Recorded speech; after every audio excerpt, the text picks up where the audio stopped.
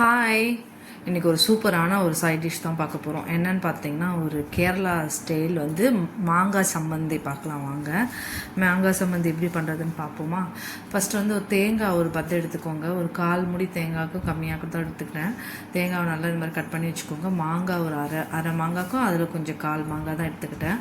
ஒரு 2 பெரிய பல்லு பூண்டு எடுத்து கட் பண்ணி வச்சுக்கிட்டேன். சின்ன வெங்காயம் ஒரு 6-7 சின்ன வெங்காயம் எடுத்துக்கோங்க. நல்லா தோல் உரித்து எடுத்து தனியாக வச்சுக்கோங்க. எல்லாத்தையும் ஒன்றா ரெடி பண்ணி வச்சுருங்க. நெக்ஸ்ட் வந்து நம்ம வந்து காஞ்ச மிளகா வந்து நான் எல்லோரும் பச்சை மிளகா போட்டு தான் அரைக்கிறாங்க, நான் பார்த்தேன். இது என்னோடய ஸ்டைலில் நான் பண்ணுறேங்க. இது காஞ்ச மிளகா போட்டுக்கோங்க, நல்லா வறுத்துக்கோங்க. இந்த மாதிரி எண்ணெய்லாம் போட தேவையில்ல, சும்மாவே ட்ரையாக வறுத்திங்கன்னா மொளன்னு வறுப்பட்டுடும். அந்த மாதிரி வறுத்து எடுத்துக்கோங்க.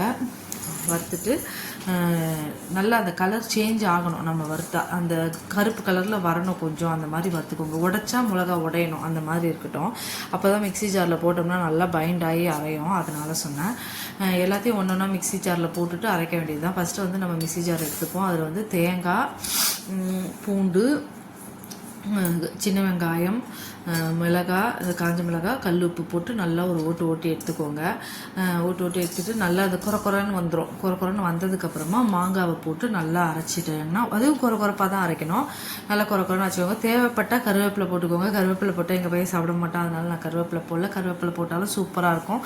பச்சை கருவேப்பிலை ஒரு கொத்து போட்டுட்டு நீங்கள் அப்படியே அரைச்சிடலாம், நல்லா வரும். இது என்னோடய ஸ்டைலில் நான் அரைச்சாங்க. பச்சை மிளகாய் போட்டு தான் அரைக்கிறாங்க நிறைய பேர், நான் பார்த்தேன். இது மாதிரி அரைச்சி பாருங்கள், சூப்பராக இருந்ததுங்க. வேணும்னா ஒரு தாளிப்பு போட்டுக்கோங்க. நான் தாளிப்புலாம் எதுவும் போடல, அப்படியே உருண்டையாக எடுத்து வச்சேன்.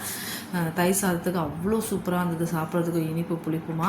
இந்த மிக்ஸி ஜாரை நான் அப்புறமா சேஞ்ச் பண்ணிவிடுவேன். இது பெரிய மிக்ஸி ஜார் ஒழுங்காக அரைக்கலன்னு சொல்லிட்டு பெரிய ஜாரில் மாற்றிட்டு நல்லா கிரைண்ட் பண்ணிவிட்டு அந்த உருண்டையாக அப்படி எடுத்து வச்சு சாப்பிட்டா செம்மையாக அந்த கிள்ளி சாப்பிட்றதுக்கு தயிர் சாதத்துக்கு பழைய சாதத்துக்குலாம் ரொம்ப நல்லா இருந்ததுங்க.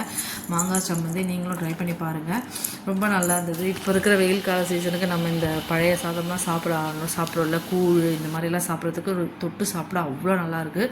ட்ரை பண்ணுங்கள். மாங்காய் சீசனும் இப்போ இருக்குது இல்லையா, எல்லோரும் ட்ரை பண்ணுங்கள். என்னோடய சேனல் பிடிச்சிருந்தால் லைக் பண்ணுங்கள், ஷேர் பண்ணுங்கள், மெயினாக சப்ஸ்கிரைப் பண்ணுங்கள் ப்ளீஸ். இன்றைக்கி இந்த மாங்காய் சம்மந்தி தான் நான் வந்து தயிர் சாதத்துக்கு வச்சு சாப்பிட்டேன். செம்ம டேஸ்ட்டுங்க, அடிச்சிக்கவே முடியாது, அவ்வளோ நல்லா இருந்தது. அதுவும் இந்த இந்த கம்பங்கூழுக்கெல்லாம் வந்து உண்மையே சொல்ல முடியாது, அவ்வளோ நல்லாயிருக்கும். இனிப்பு புளிப்பு காரம் எல்லாம் சேர்ந்து நல்லா நறுக்குன்னு இருக்குது. எப்படி வந்திருக்கு பாருங்கள். இது தாளிப்பு வேணா கூட லைட்டாக நீங்கள் போட்டுக்கோங்க, கடுப்பு தாளிப்பு. இதாங்க சம்மந்தி, செம்மையாக இருக்குது இல்லையா? நீங்களும் ட்ரை பண்ணி என்ஜாய் பண்ணுங்கள்.